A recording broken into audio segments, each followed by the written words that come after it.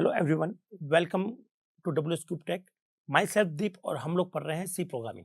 Friends, वापस हम लोग घूम फिरा कर आ चुके हैं हमारे पॉइंटर पर। और इस वीडियो से पहले हमने बात की थी कि what is memory and what is the byte and what is the byte addresses. फिर हमने ये भी पढ़ा था कि भाई क्या क्या हमारे प्रोग्राम जो होता है उसमें किस किस तरह की मेमोरी को रिक्वायरमेंट है, और ये हमारे जब मेमोरी में जाती है तो कौन कौन से एड्रेसेस हमें रिक्वायर होंगे। तो ये हमने किया था प्रीवियस वीडियो में। चलिए इस वीडियो में शुरू करते हैं अपना सबसे बेस्ट टॉपिक जो है सी का, पॉइंटर। देखते हैं पॉइंटर क्या करता है। तो पॉइंटर को हम लोग पॉइंटर वेरिएबल भी कहते हैं। तो अब इसको आसान भाषा में समझते हैं, पॉइंटर क्या है। तो पॉइंटर एक स्पेशल वेरिएबल है। मतलब नॉर्मल वेरिएबल आपने पढ़े ही हैं, जैसे इंट ए, फ्लोट बी, है ना। आपने हजारों वेरिएबल पढ़े होंगे, आपने बहुत से प्रोग्राम भी बना लिए होंगे अब तक। तो पॉइंटर भी एक तरह का वेरिएबल है। मतलब इसके अंदर जो भी होगा उसको चेंज किया जा सकता है जब प्रोग्राम चल रहा हो। तो पॉइंटर एक वेरिएबल है। मैं आपको साथ में सिखाता भी रहता हूँ, इसकी डेफिनेशन बता देता हूँ, बहुत इंपॉर्टेंट है, इसको आप समझते जाइएगा। तो पॉइंटर इज अ वेरिएबल, या मैं इसको बोल दूं स्पेशल वेरिएबल। अब आप कहेंगे सर ठीक है, ये स्पेशल वेरिएबल है तो स्पेशल का क्या है, इसमें क्या खास क्या है। ठीक है, तो इन नॉर्मल वेरिएबल और पॉइंटर वेरिएबल में क्या डिफरेंस होता है वो आप देख लीजिएगा। नॉर्मल वेरिएबल में हम लोग स्टोर करते हैं वैल्यू, जिसको आप लोग कह सकते हो कांस्टेंट, या फिर आप कह सकते हो हमारा जैसे लिटरल। ठीक है, लेकिन ये इकलौता ऐसा वेरिएबल है जो ना तो वैल्यू स्टोर करता है ना ही लिटरल स्टोर करता है। ये स्टोर करता है एड्रेस। तो pointer is a special variable which store address. ये क्या स्टोर करता है, एड्रेस। ये कौन सा एड्रेस स्टोर कर रहा है, एड्रेस ऑफ मेमोरी ना। मेमोरी में जो एड्रेसेस होते हैं ना, अभी हमने बात की थी कि हर बाइट का एक एड्रेस होता है, तो वो एड्रेस स्टोर करता है उस बाइट का।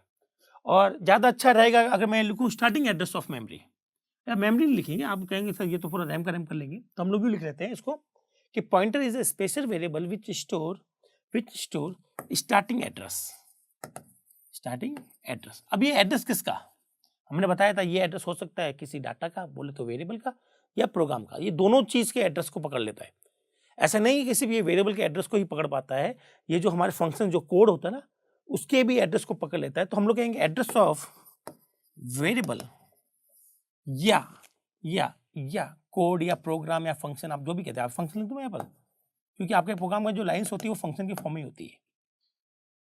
तो हमारा जो पॉइंटर है वो एड्रेस पकड़ता है किसका, या तो किसी फंक्शन का, जो कि फंक्शन भी तो मेमोरी बनेंगे। ठीक है, फंक्शन मतलब प्रोग्राम हमारा, और वेरिएबल ये भी मेमोरी बनेंगे। तो इनका जो स्टार्टिंग एड्रेस होता है पॉइंटर वो पकड़ता है। ठीक है, चलो मान लिया आपने ये समझ भी लिया कि चलो पॉइंटर जो है वो एड्रेस पकड़ता है किसी वेरिएबल का या उसका। तो हमारे पास दो तरह के वेरिएबल पॉइंटर हो गए दोस्तों।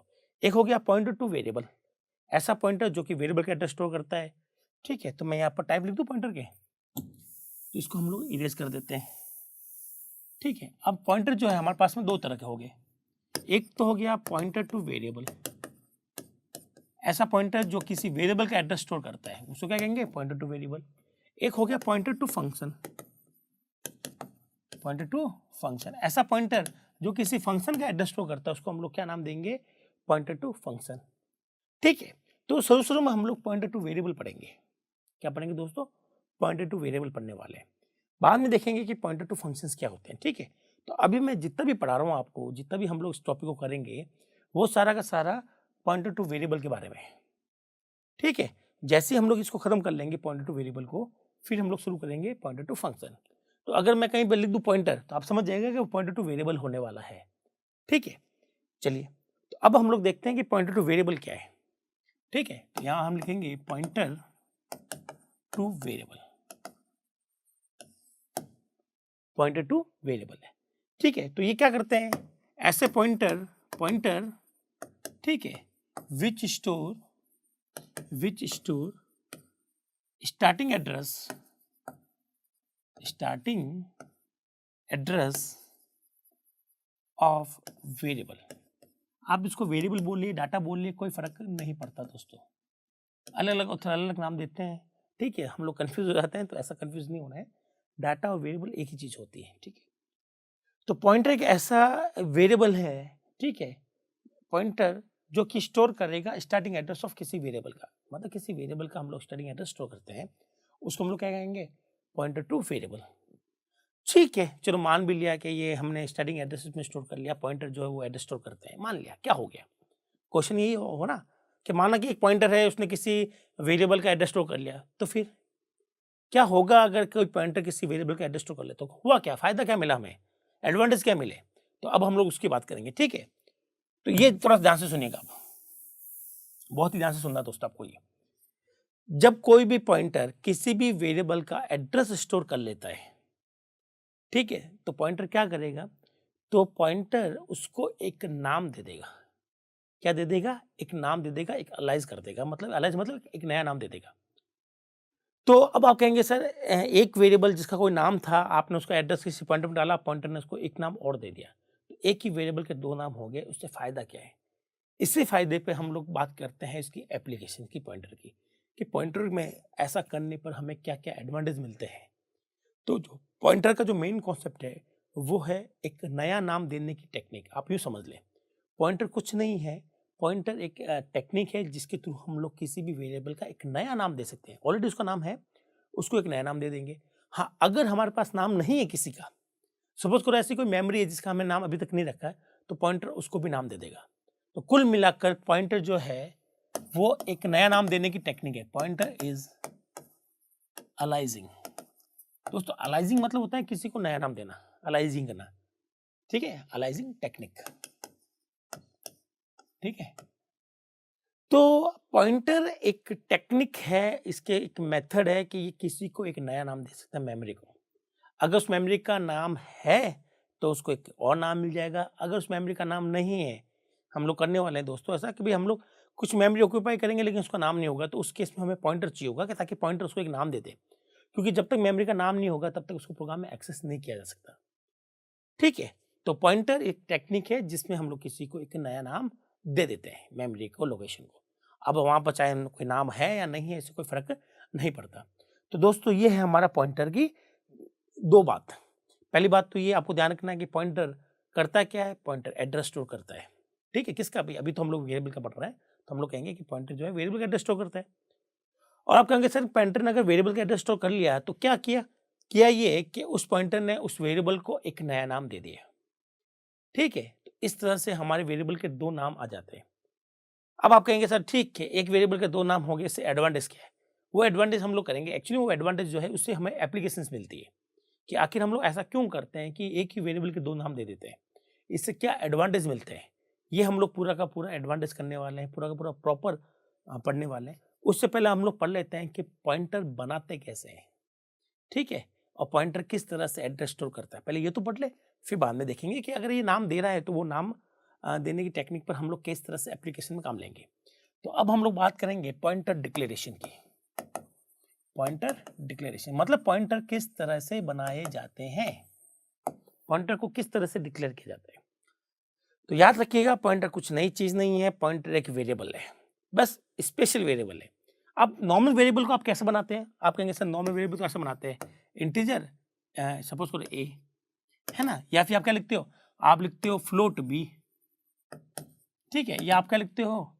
कैरेक्टर सी। तो आप यही तो लिखते हो, वेरिएबल ऐसे तो बनाते हैं हम लोग, जहाँ एक डाटा टाइप का नाम दिया और वेरिएबल का नाम दे दिया, डाटा टाइप का नाम दिया, वेरिएबल का नाम दे दिया, डाटा टाइप का नाम दिया, वेरिएबल का नाम दे दिया।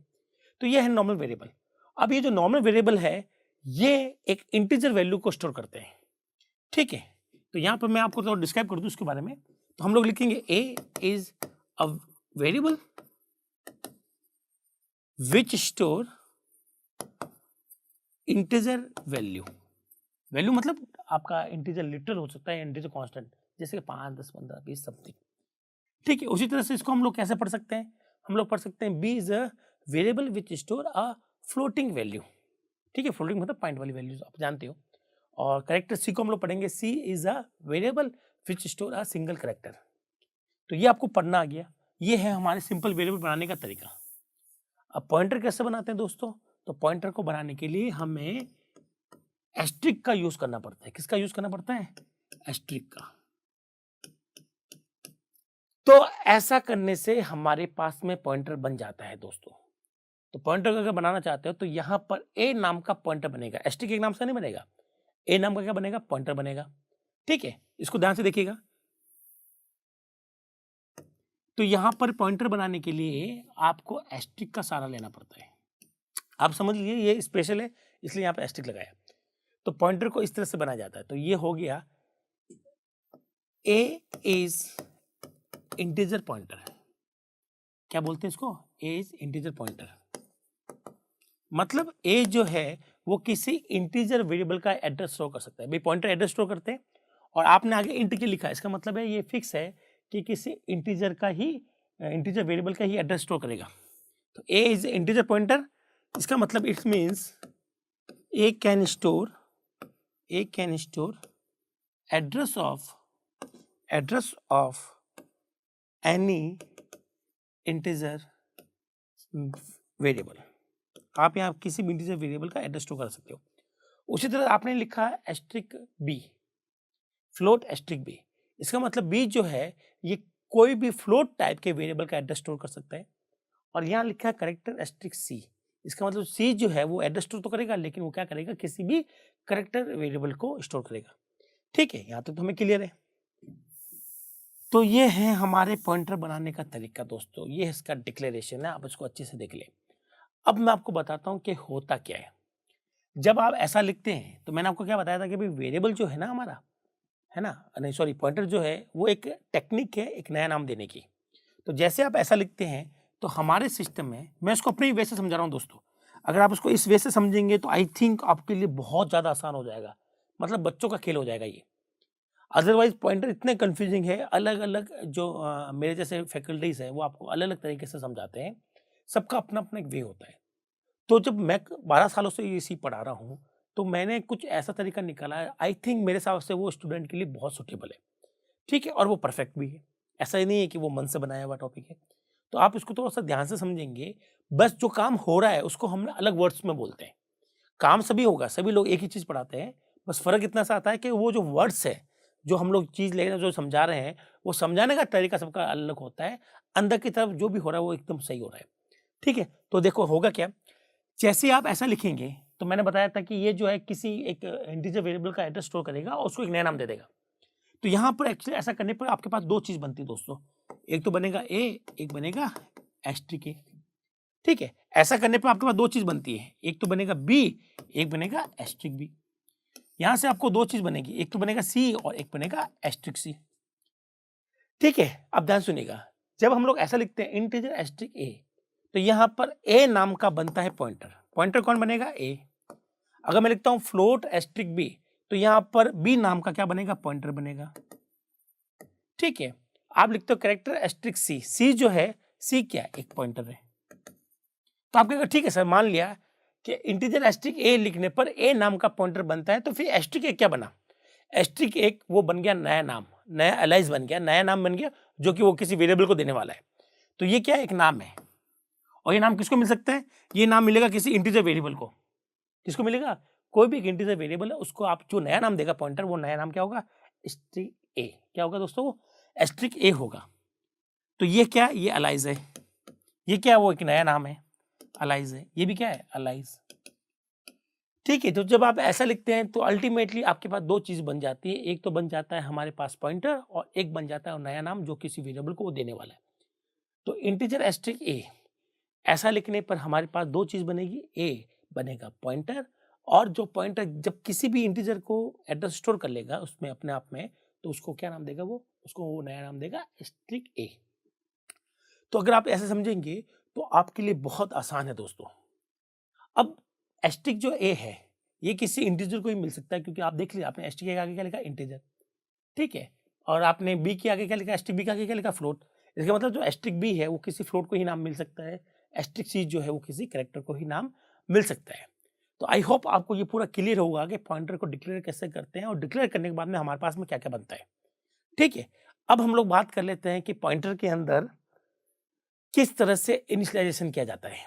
तो देखते हैं कि उसको किस तरह से हम लोग इनिशियलाइज करते हैं। ठीक है, चलिए, और डिक्लेरेशन को लेकर एक चीज़ और बता देता हूँ आपको मैं, ऐसा नहीं है कि पॉइंटर को सेपरेटली डिक्लेयर करना पड़ता है।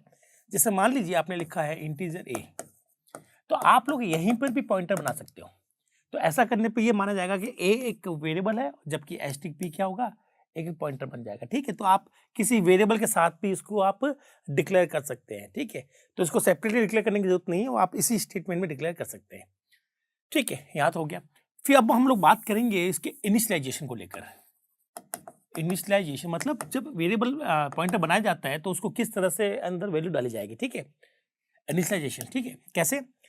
तो इसके लिए हमें एक वेरिएबल चाहिए होगा दोस्तों, जैसे इंटीजर ए लिया, जिसकी वैल्यू मैंने क्या कर दी, 5 कर दी।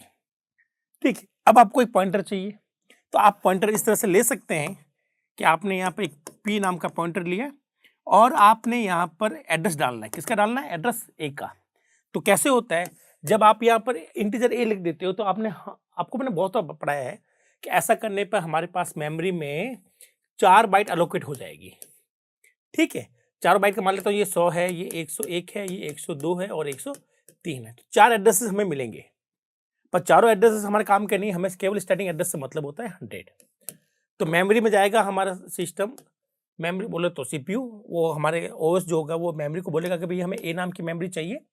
इसमें वो क्या करेगा, 5 की बाइनरी डाल देगा और कुल मिलाकर 5 आ जाएगा यहाँ पर। और जो उसका स्टार्टिंग एड्रेस होगा वो किस में डाल देगा, एंड ए में डाल देगा।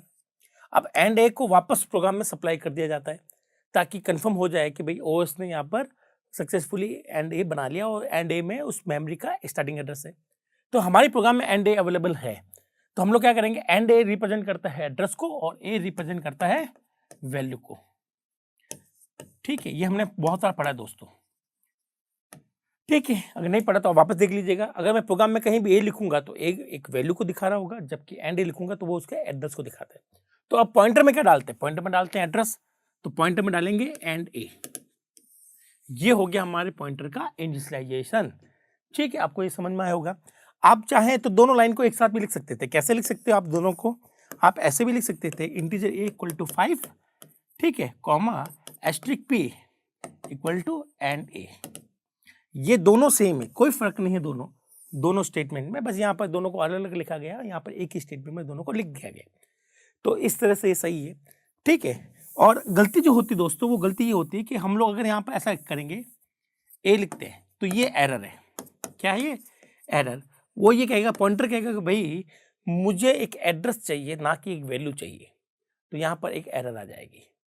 तो आई होप आपको ये समझ में आया क्या होगा कि हम लोग किस तरह से इसको इनिशियलाइज करते हैं पॉइंटर को। मतलब पॉइंटर में किस तरह से जब बनाएगा तो उस समय किस तरह से एड्रेस डालते हैं।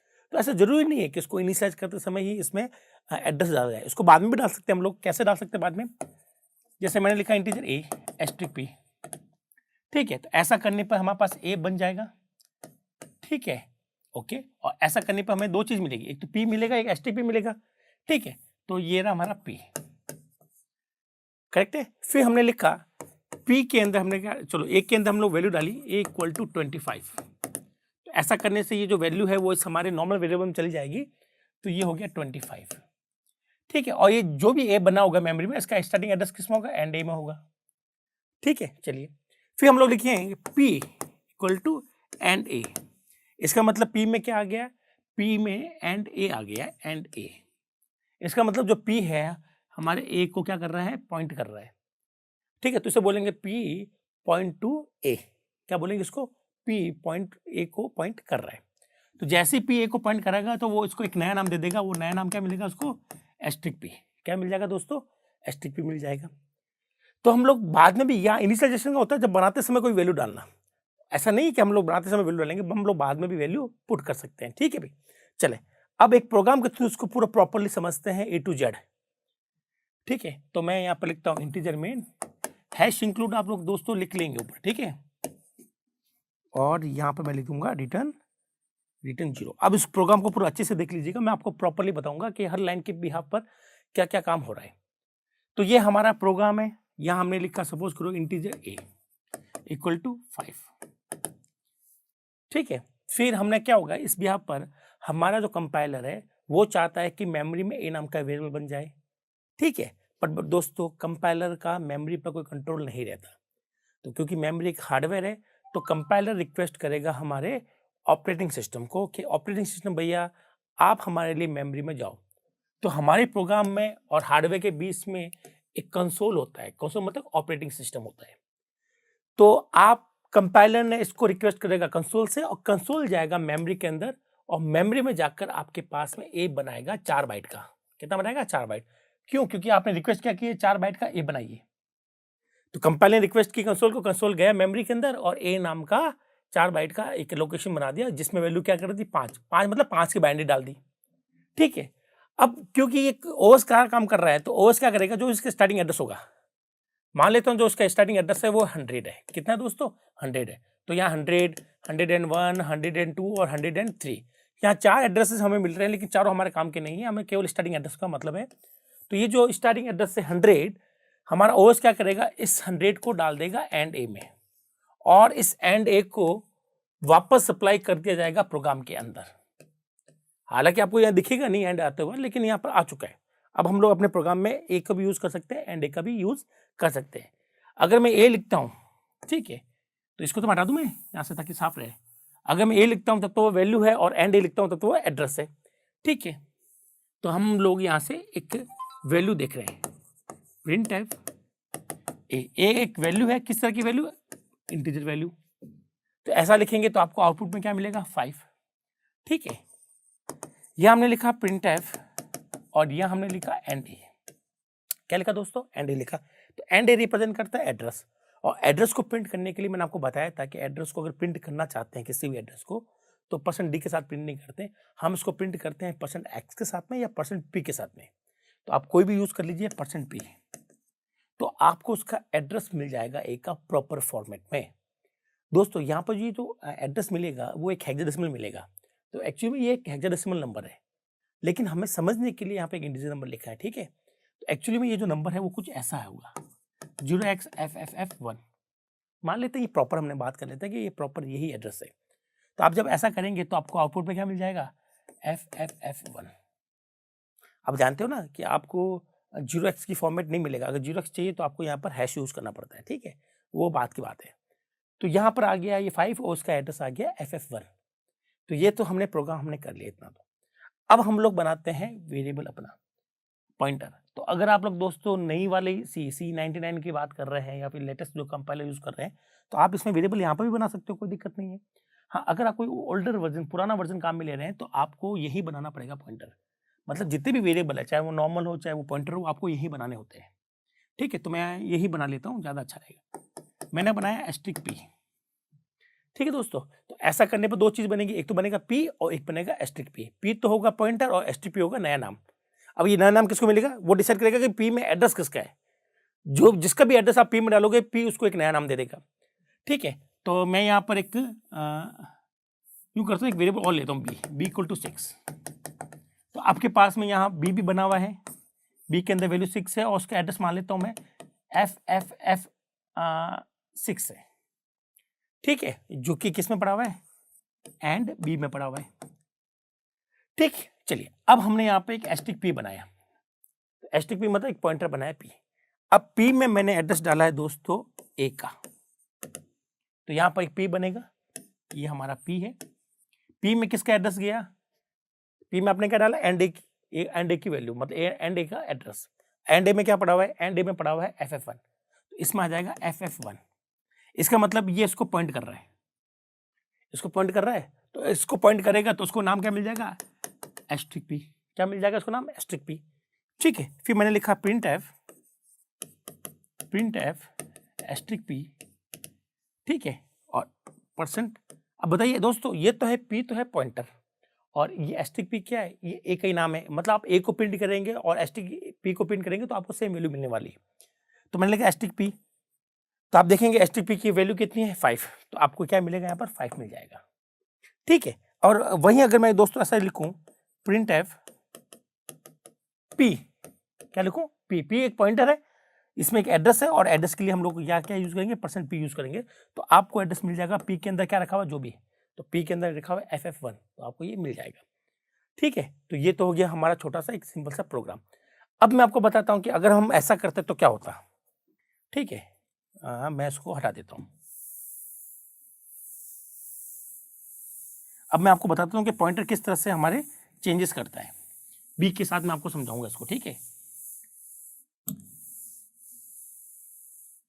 तो हमने लिखना है इंटीजर a 5 b = 6, और एक पॉइंटर बना लिया हमने। ऐसा करने पर हमारे पास में एक p नाम का पॉइंटर बनेगा, एक बनेगा a नाम का वेरिएबल जिसकी वैल्यू है 5, एक बनेगा b नाम का वेरिएबल जिसकी वैल्यू है 6। ठीक है, और जो भी इसका स्टार्टिंग एड्रेस है वो एंड a में है और उसका स्टार्टिंग एड्रेस एंड b में है। जो भी, हमें कुछ फर्क नहीं पड़ता कि वो एड्रेस कहाँ बना हुआ है, हमें सिर्फ उसकी लोकेशन चाहिए जो एंड हमें दे रहा है। फिर मैंने लिखा p में हमने डाला एक का एड्रेस। क्या डाला दोस्तों? p में डाला हमने एक का एड्रेस, तो यहाँ आ गया एक का एड्रेस। इसका मतलब p जो है वो इसको पॉइंट कर रहा है और उसको क्या नाम मिल गया? एस्ट्रिक p मिल गया। तो अगर मैं इसको प्रिंट करूँ, प्रिंट एफ एस्ट्रिक p, जो कि एक वैल्यू होती है, किसी वेरिएबल का नाम ही तो है, ये वेरिएबल ही है सिंपल, तो आपको यहाँ %d लगाना है, तो आपको वहाँ से क्या मिलेगा? 5। फिर आपने क्या कर दिया, अब इस बार आपने b का एड्रेस डाल दिया इसमें, तो नेक्स्ट लाइन में आपने क्या कर दिया, ये वाला एड्रेस डाल दिया इसमें, तो ये इसको d, तो ये इसको छोड़ देगा और इसको पॉइंट करना शुरू कर देगा ये। तो इसको नाम क्या मिल जाएगा? अब इसको नाम मिल जाएगा एस्ट्रिक p। क्या मिल जाएगा उसको नाम? Asterisk p।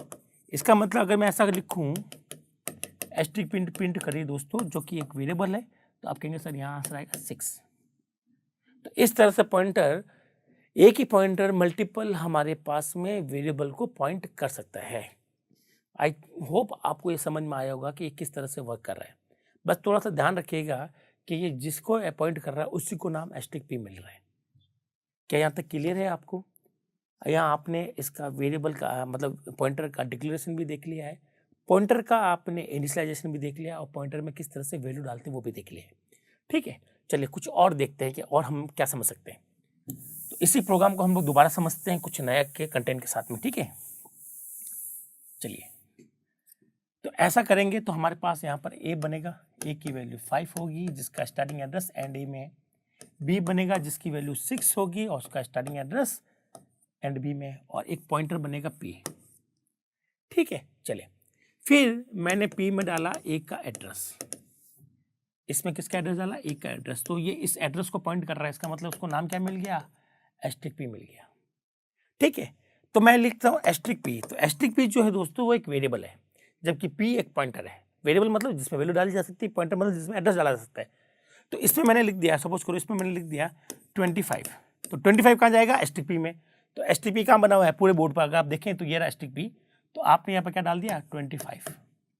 ठीक है, तो फिर मैं अगर मैं प्रिंट करूँ, प्रिंट एफ ए की वैल्यू, तो अगर मैं आपसे पूछूं ए की वैल्यू कितनी है, तो आप कहेंगे सर डायग्राम में तो ए ये रहा और ए की वैल्यू कितनी आ रही है? अभी 25 आ रही है। ठीक है, तो ये भी सही है। इसका मतलब ये हुआ दोस्तों कि जब पॉइंटर किसी को पॉइंट करता है तो एक नया नाम मिल जाता है। अब चाहे तो ए लिखे चाहे एस्ट्रिक p लिखे, दोनों का मतलब सेम ही रहने वाला है। तो ये तो हमारी पूरी की पूरी बात हुई पॉइंटर के डिक्लेरेशन को लेकर, डेफिनेशन को लेकर और उसके इनिशियलाइजेशन को लेकर, कि पॉइंटर कैसे बनते हैं, बनने के बाद में ये कैसे ट्रीट करते हैं। अब अपन को ध्यान क्या रखना है, यहाँ पर कुछ पॉइंट आपको ध्यान रखने हैं। वो ध्यान ये रखना है कि ये जो पॉइंटर है ये एक इंटीजर पॉइंटर है, तो आप इसमें किसी इंटीजर वेरिएबल का ही एड्रेस डालें। अगर आप इसमें फ्लोट का एड्रेस डालेंगे तो वो पकड़ तो लेगा, लेकिन आपका प्रोग्राम जो है वो सही बिहेव नहीं करेगा। ठीक है, समझ गए मेरी बात? मतलब आपको ऐसा नहीं करना है।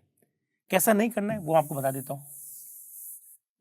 ठीक है, आप इसको भी देख लीजिएगा कि हम लोग जो कॉमन गलतियां करते हैं वो गलतियां क्या हो सकती है हमारे। ठीक है, जैसे कि हम बात कर रहे हैं यहाँ पर एक इंटीजर a है जिसकी वैल्यू 5 है, एक फ्लोट b है जिसकी वैल्यू 6.5 है। तो आपने एक पॉइंटर बनाया एस्ट्रिक p। तो दोस्तों इस p में, ये जो पॉइंटर है ना p में, आप a का एड्रेस ही डालेंगे, ये ज़्यादा सही है। अगर आपने यहाँ पर b का एड्रेस डाला तो ये एड्रेस पकड़ तो लेगा, लेकिन आपको प्रॉपर आंसर नहीं मिलेगा। तो ऐसा नहीं करना है। ठीक है, ऐसा नहीं करना है। मतलब इसका मतलब है कि ये जो पॉइंटर है p, वो एक इंटीजर पॉइंटर है। इंटीजर वेरिएबल को ये एड्रेस को पकड़ सकता है, इंटीजर वेरिएबल के एड्रेस को पकड़ सकता है। ठीक है, ये फ्लोटिंग वेरिएबल के एड्रेस को नहीं पकड़ेगा प्रॉपरली। तो अगर आप प्रोग्राम को सही बनाना चाहते हैं, ढंग से बनाना चाहते हैं, तो आप इस चीज़ का ध्यान रखेंगे कि जिस तरह का पॉइंटर है तो उस तरह का एड्रेस इसमें जाना चाहिए, दूसरे टाइप का एड्रेस नहीं जाना चाहिए, नहीं तो प्रोग्राम मिसबिहेव करेगा। और इवन कुछ कंपाइलर तो यहाँ एरर भी दे देते हैं कि भैया ये पॉसिबल नहीं है, क्योंकि इसका टाइप इंटीजर है, इसका टाइप फ्लोट है, तो यहाँ पर मामला नहीं बैठेगा। और कुछ कंपाइलर तो मना ही कर देंगे, और कुछ कंपाइलर अलाउड तो कर देते हैं, लेकिन आउटपुट आपको वो नहीं देते जो आपको चाहिए। ठीक है, तो आई होप आपको समझ में आया होगा कि जो पॉइंटर है वो किस तरह से हमारे पास में काम करते हैं और आपको किस किस चीज़ का ध्यान रखना है। तो इस पूरे वीडियो में मैंने आपको पॉइंटर से जुड़े हुए ऑलमोस्ट सारे कॉन्सेप्ट हमने कर लिए हैं और नेक्स्ट वीडियो में देखते हैं कि और क्या कॉन्सेप्ट हम लोग कर सकते हैं। ठीक है, तो बात करेंगे कि भाई यार ये रेफरेंसिंग डीरेफरेंसिंग ऑपरेटर क्या होते हैं, ये हम लोग नेक्स्ट वीडियो में देखेंगे कि भाई पॉइंटर के साथ में ये एस्ट्रिक कैसे वर्क करता है और किस तरह से हम लोग उससे काम में लेते हैं। तो इस वीडियो में केवल इतना ही, मिलते हैं नेक्स्ट वीडियो में, तब तक के लिए थैंक यू।